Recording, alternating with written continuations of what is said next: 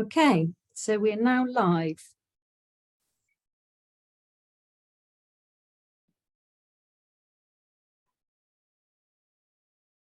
Okay, so we're going to start with, is your organisation ready to apply for funding? So a key consideration is whether your group is already constituted. There are a range of different options for constituted bodies, from charities, charitable incorporated associations, community interest companies, community benefit societies. And it depends on what kind of activities and operations you do, which one is more appropriate for you, and also what funders are appropriate for you. So it's very important to kind of consider the long-term future of your activities while setting this up. If your group isn't already constituted, this is something that can help you with. So please feel free to get in touch after this session if you're in that position. And so a next one, a key point is, do you have a committee or board? The majority of funders would like to see that you've got at least 2 unrelated people or directors on your board. And some funders will ask you what skills and experience your committee and board have. So it's always very helpful if you can pull all of that information together in one document that you can use for your funding applications and to submit as an appendix if you need to. A bank account is a key consideration as well. I mean, some of this won't be appropriate for all of you, obviously. Some of you will be further along the line than this, but for new organisations, these are the key building blocks that you need to have in place. So a basic requirement is to have a bank account with at least 2 signatories. And this is a safeguard for your organisation's financial management and is standard practice. So you'll also need to provide annual accounts to funders. And if you're a small or micro organisation, this can be quite a simple document, or otherwise larger organisations will need to produce annual accounts. And then another key thing to have in place is policies and procedures. And these are an important way for you to convey the values and principles of your organisation and how it operates.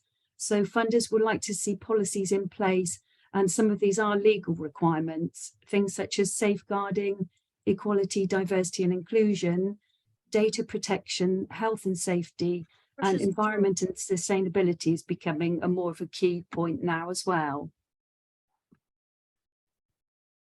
So I've just got 2 more people joining, so I'm just letting them in.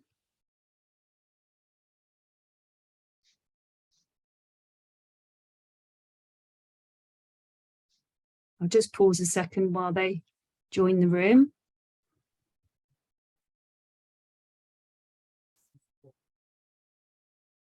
Hi, welcome if you've just joined us. We're just getting started. This is the first main slide, so I will share these slides with you after the session, so don't worry, you haven't missed anything. So we'll just carry on. Okay, so what type of funding do you need is the next key consideration. And this dictates which funders you should go to as well. So core costs are the main ongoing running costs of your organisation, things like salaries, utilities and rent. Project costs are usually specific work over a defined period and things like pilot projects. Capital costs include building, equipment and vehicles. And so it's important to do your research to ascertain the funder preferences for the type of funding you're looking for. So some funders will only fund core costs or project costs or capital, whereas some will fund all of them. So core costs do tend to be the hardest to find, but since COVID, actually, there's been a real shift in this and a push for funders to support the real needs of voluntary and community organisations. So IVAR, which is the Voluntary Action Research Organisation, has been leading an initiative for more flexible funding and encouraging funders to become more open and trusting with their grant making. So a lot of major funders have signed up to this initiative, and they're being reviewed on their progress and how they're responding to this programme and the recommendations of it. So there is an increasing shift towards more funders being open to core running costs of organisations, which is a positive move. But there are ways around this, and sometimes organisations need to be a bit creative about how breaking pieces of work down so that they include an element of their core costs within the project budget.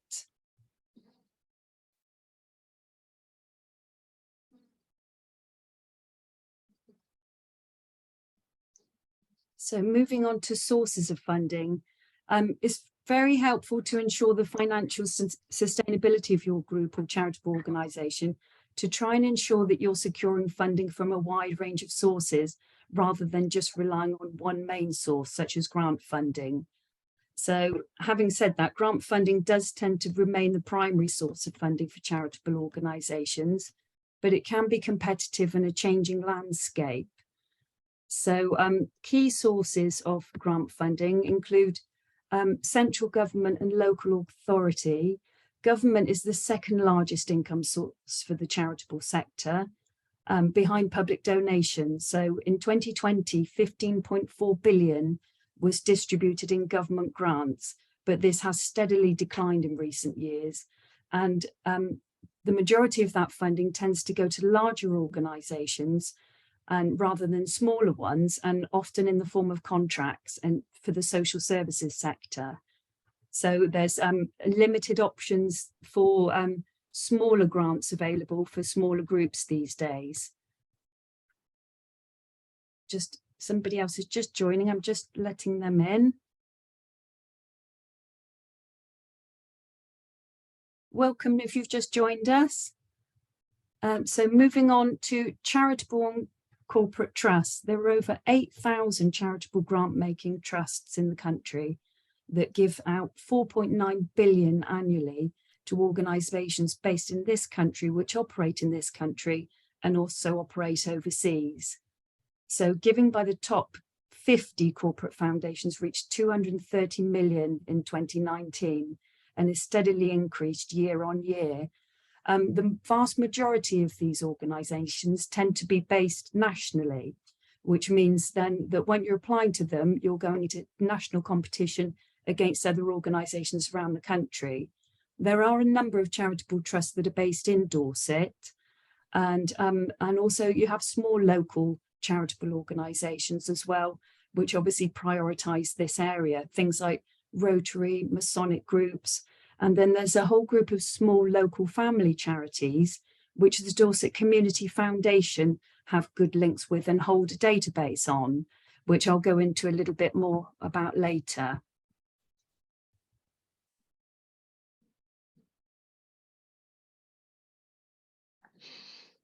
So the National Lottery does tend to remain to be a major funder. Sorry. Just move past my page, and particularly for new and smaller charitable organisations.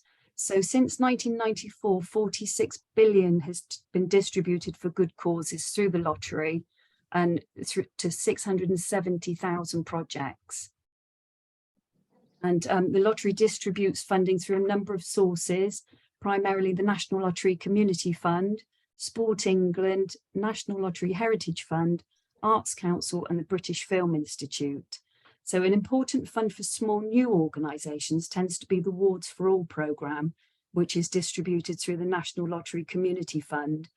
So support is available for a wide range of projects which benefit local communities, and grants are available for between £300 and £10,000 for up to 1 year's activities through this programme.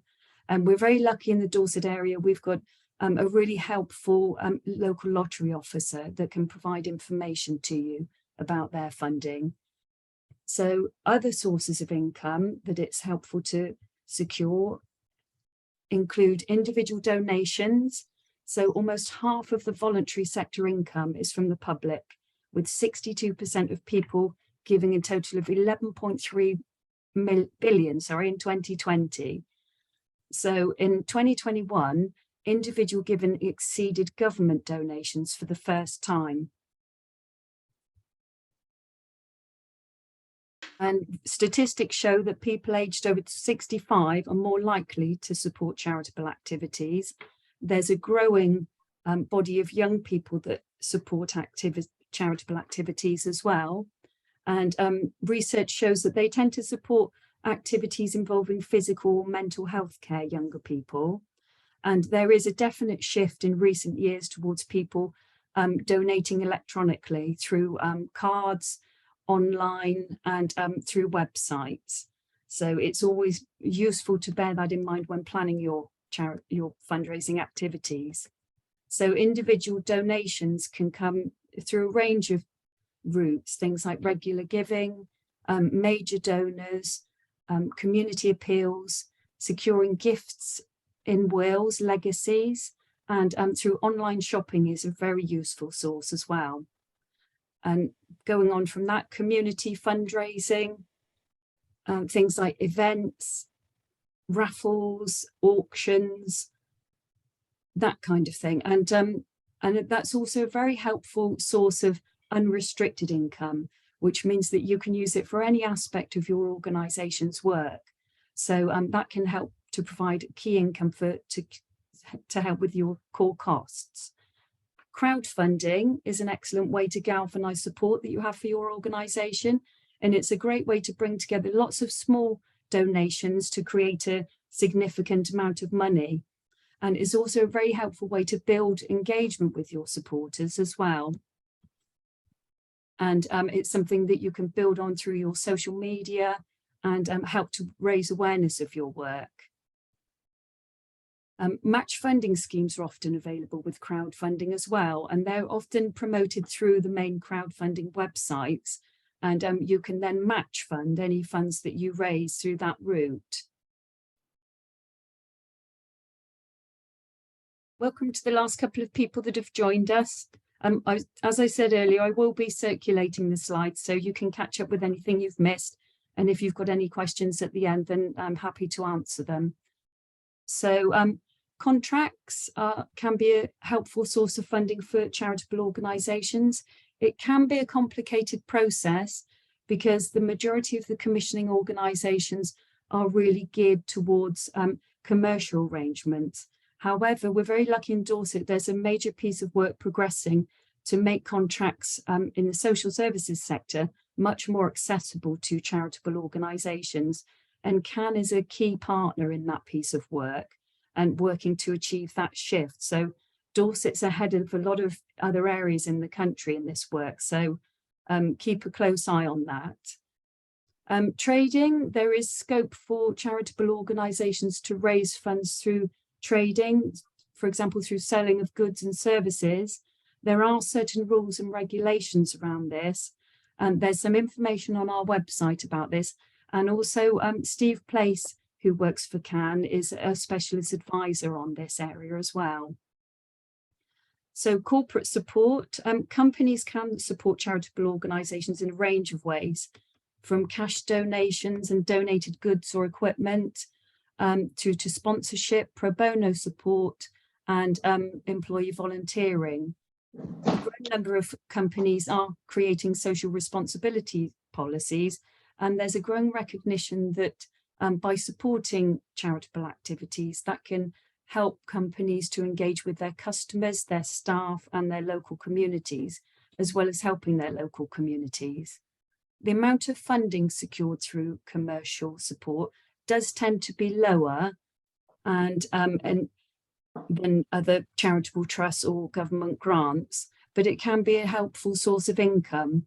It's very important to do your research before approaching companies, though, to make sure that their ethos and their values match those of your organisation, and also to see that how you can your work can benefit them as a partnership.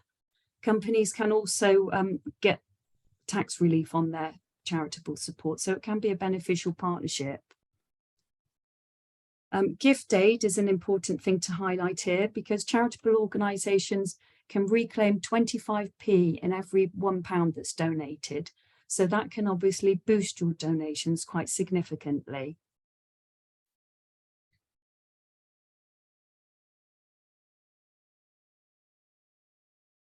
So moving on to how to make a successful approach. I'm highlighting the Code of Fundraising Practice at this stage. It's a very helpful document to look at, and it's a really useful best practice guide of how to fundraise ethically and how to inform your work. So I would encourage everybody to have a look at that if you haven't already. And that's been developed over a number of years in response to different things that have been raised in the press and different practices that have emerged over time. So it's a very good guide to follow, a code to follow. So building your case for support, fundraising can be very competitive, particularly through the charitable trusts and foundations. As I mentioned earlier, you're often competing on a national basis. So it's very important that you can communicate clearly why your organisation deserves support. And we'll be holding a more detailed session about that in June. But this is just to give a bit of an overview. So funders like to see that you understand the needs of your beneficiaries and your local community. And data and evidence can be very helpful to communicate that. So funders will often prioritise work that takes place in disadvantaged areas. And also there's a great deal of research that's undertaken by central government, organisations like the NHS, police, local authorities that look at the statistics of local areas and things like income levels, poverty levels, access to services. So it's really helpful to be able to get a picture of your local area where you operate, who your beneficiaries are, and what their needs are, and what your organisation is doing to support that. So we would always recommend building an evidence base to support your work, which can be a simple summary of some of the key statistics for your area and your work and your beneficiary needs, which you can pull out pieces of information to include in different funding bids. So research, it's very important to research who your appropriate funders are and what their priorities are and their criteria. So IDOCS is a system, a grant search engine, which I'll show you shortly. And that gives a good overview of what different funders are out there and what their criteria are. The majority of funders can often have quite specific criteria for the type of funding they want to support, whereas others are a bit more broader. So it's very important that you do your research rather than just doing a scattergun approach to different funders. So engagement is key. It's important to tailor your information to your different funders and audiences. You know, don't just adopt a one-size-fits-all approach and develop one set of information that you're then sending out to everybody. It's important to try to aim to engage your supporters and to build longer-term relationships through things. And so don't assume that the funder knows your work. Be explicit about what you want to do and how your work will help your community and beneficiaries. It's funders, particularly grant funders, receive so many different applications. It's very important that you can concisely describe what you do, how you do it, and why your approach works. And then the funder has the information that they need there and then. So don't assume that they will go off and do further research. They may well do if you get through that initial sifting process, but it's very important that you have straight down immediately the information that you want them to know and that is going to make you stand out. And critical as well as explaining why your work is needed now, because funders receive so many applications. It's important that they understand that and also there's conflict, there's so many good causes after funding at the same time. It's important that you can communicate why your funding is needed now at this stage. And building a relationship with your funders and supporters is key. Often you can go back repeatedly to funders year on year. So, and often funders like to support long-term relationships with organisations as well. So linking in with that, it's very important that you communicate what you're doing. So share your stories and your success with your supporters, and then it keeps them on board, keeps them engaged, and it helps to build that relationship with them. So can funding advice. We have an online fundraising toolkit, which I'll show you shortly. We're organising a series of training and webinars. We've got a series of 4 on, this is the first one linked to fundraising, but there's all kind of other sessions on governance as well and different good practice for charitable organisations. We also run Meet the Funder sessions, where we have different organisations like the Lottery, Children in Need, Groundwork, a range of different funders who can talk about what their different schemes are, and you can ask them directly what questions that you'd like to before you submit an application. So one-to-one support is available to CAN members across Bournemouth, Christchurch and Poole, which includes reviewing existing income streams, looking at potential sources of grant funding, developing a fundraising strategy, writing better applications, and I can also help to review funding bids and applications. So I cover the BCP area. My colleague Avril Atkins, who is also with us this morning, covers the Dorset area. So I'll take you across to our fundraising toolkit now and just briefly show you around so that you can get a feel for what information is there. And then you can have a look into it at a later stage in your own time. So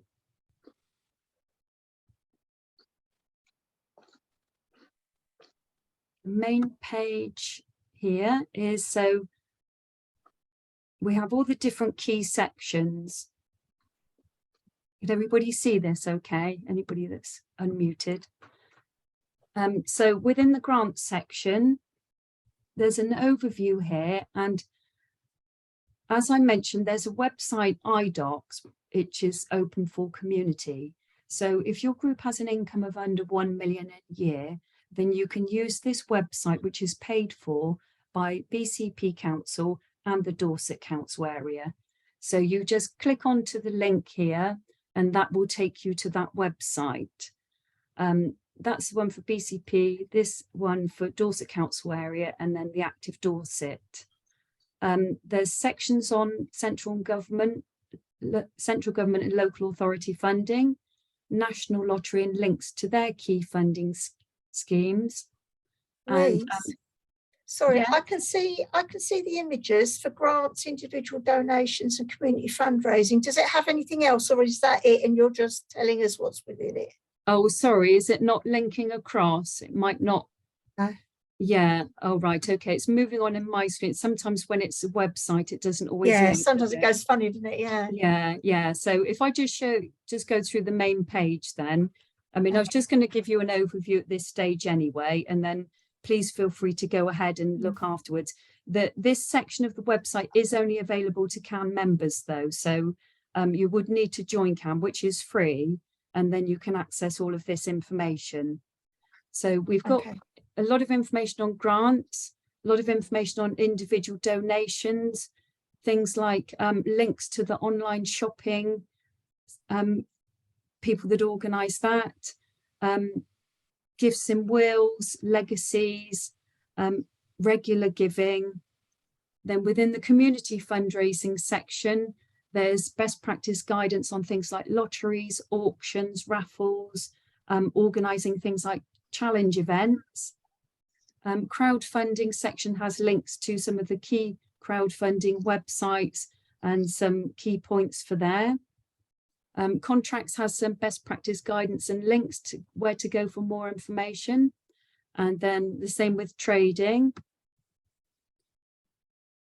There's sections on corporate support, how to build your case for support, links to evidence and data, which will take you to things like the indices of multiple deprivation, which is the main national government data section.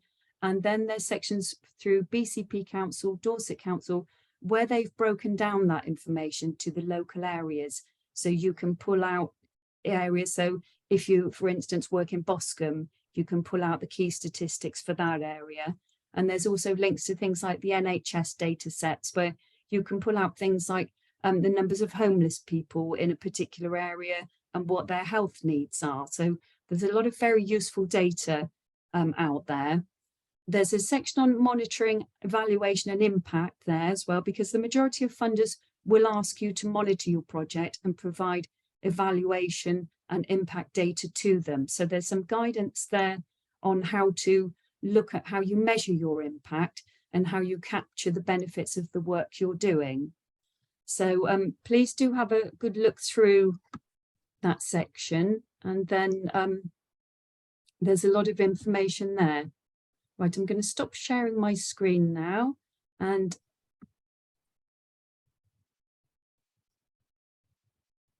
or stop the recording at this stage, and then happy to answer any questions anyone has.